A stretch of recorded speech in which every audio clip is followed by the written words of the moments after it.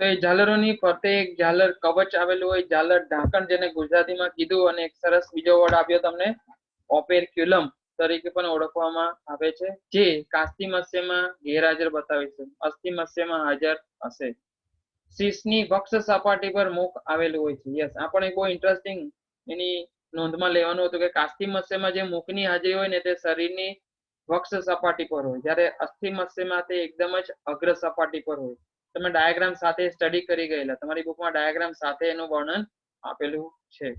વાતાશય કે ફેફસા જોવા મળતા નથી. કાસ્તી મત્સ્યમાં વાતાશય ગેરહાજર, અને આને જ કારણે જે વાત કરી હતી એમને ડૂબવાથી બચવા સતત તરતા રહેવું પડે, સતત એમને પોતાના મીન પક્ષોનું રોટેશન કર્યા કરવું પડે.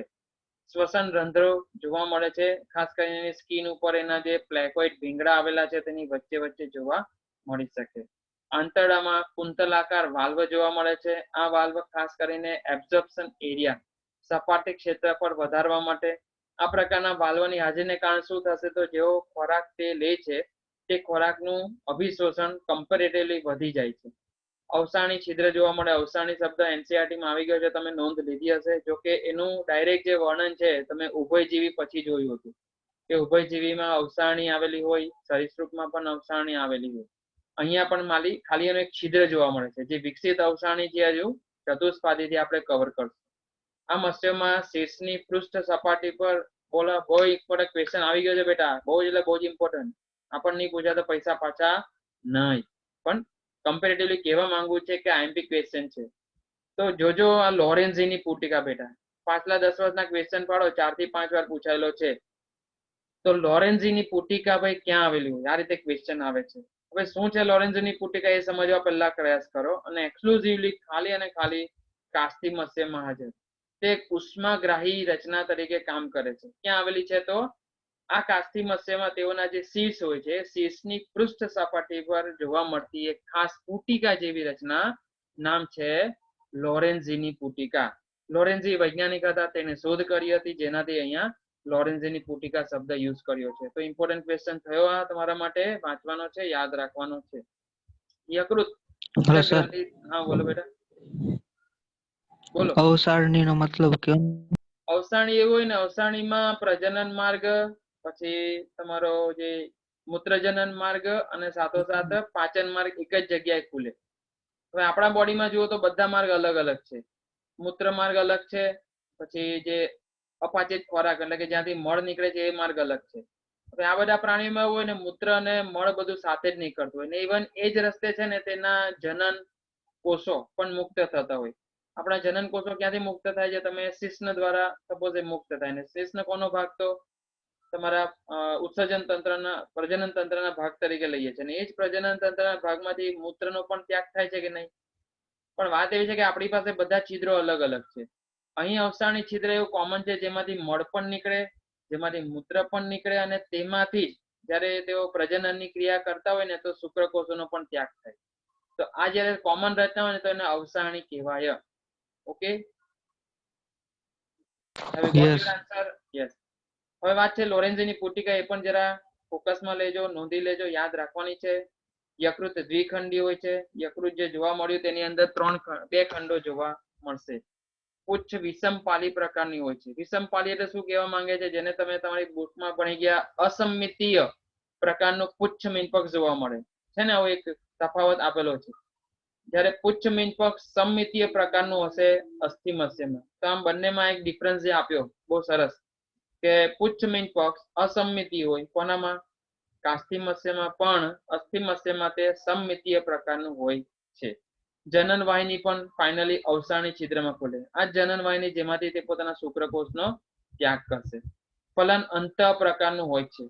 નર પ્રાણીઓ, બહુ જ ઇમ્પોર્ટન્ટ આપણ બેટા, આલિંગક ધરાવે છે મૈથુન અંગ તરીકે. આવા આલિંગકની રચના અસ્થિ મત્સ્યમાં હોતી નથી. શું છે આલિંગક, તો જ્યારે તેઓ પ્રજનન કરતા હોય અથવા સંવનનની ક્રિયામાંથી પસાર થતા હોય તો માદા પ્રાણીને જકડી રાખવા માટે કામ લાગે. પ્રજનન વખતે આલિંગકની રચના, જેને ક્લાસ્પર તરીકે પણ અંગ્રેજીમાં ઓળખવામાં આવે છે. તો અંગ્રેજી પર ભલે રહ્યો, યાદ રાખીશું. CLASPER, બોલું જો સ્પેલિંગ લખી દેજો, પછી એને પ્રોનાઉન્સિએટ કરજો. CLASPER. PER ક્લાસ્પર ગુજરાતીમાં નામ છે આલિંગક, જેને મૈથુન અંગ તરીકે લીધું છે. ખાલી ડેફિનેટલી હશે કોનામાં ભાઈ? નર મત્સ્યમાં જ હશે, માદામાં નહીં હાજરી હો, કારણ કે નરે માદાને જે પકડ બનાવવાની છે તેના માટે છે. આવી કોઈ રચના અસ્થિ મત્સ્યમાં આપણે લાવવાના નથી.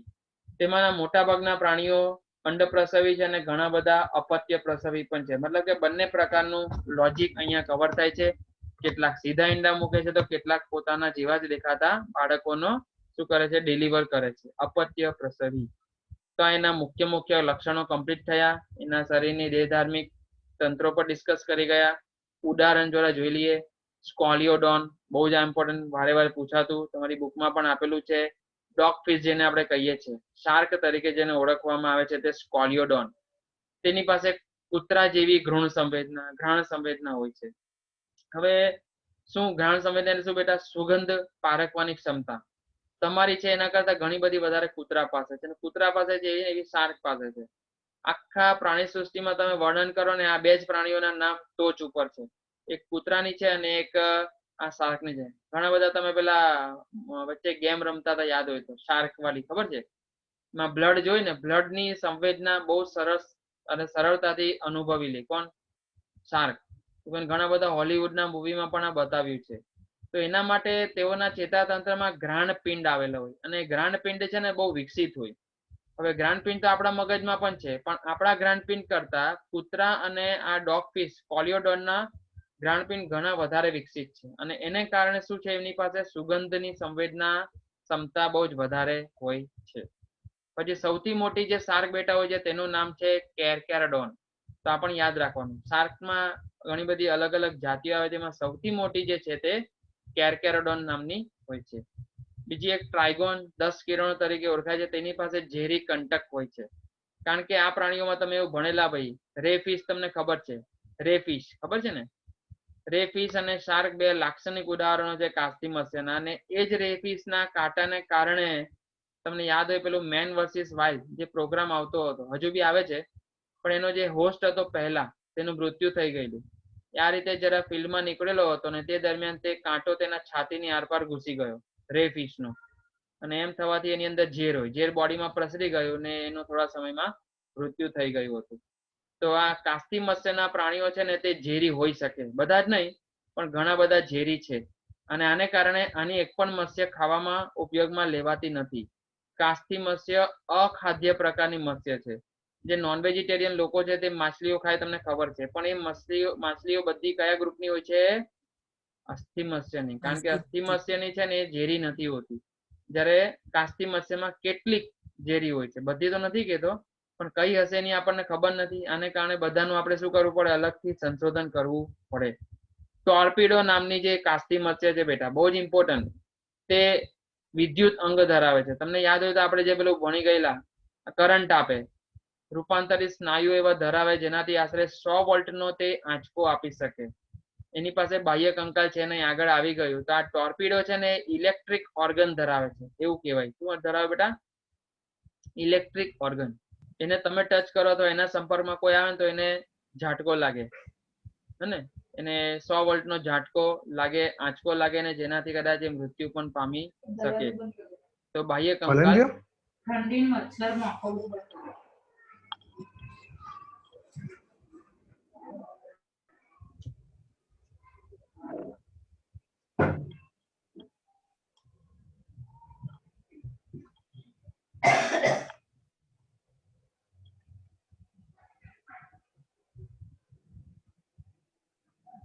કશિશ હા સ્પીકર મ્યુટ રાખની બેટા. સોરી ભૂલો તો પણ આજુબાજુ વાતો થાય છે, કેમ સંભળાય મને એ નહીં સમજ પડતી. તમે એવા એરિયામાં બેસો, કહું છું તમને.